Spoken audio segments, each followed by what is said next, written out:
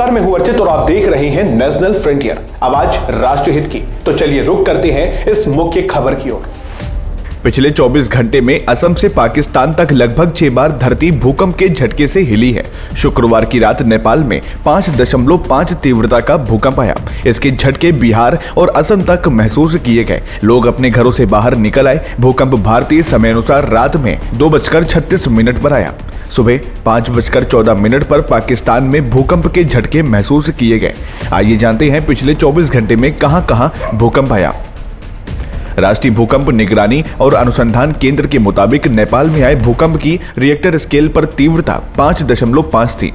राजधानी काठमांडू से लगभग 65 किलोमीटर पूर्व सिंधु पालक चौक जिले के भैरवकुंडा में इसका केंद्र था। हालांकि अभी तक किसी के हताहत या नुकसान होने की कोई खबर नहीं है, मगर झटके काफी तेज थे। लोग अपने घरों से बाहर निकल आए थे। नेपाल में आए भूकंप के झटके पटना, सिक्किम और दार्जिलिंग तक महसूस किए गए। इसके अलावा तिब्बत तक धरती डोली है। शुक्रवार की सुबह 5:14 के आसपास दूसरा भूकंप पाकिस्तान में आया। रिएक्टर स्केल पर इसकी तीव्रता 4.5 मापी गई।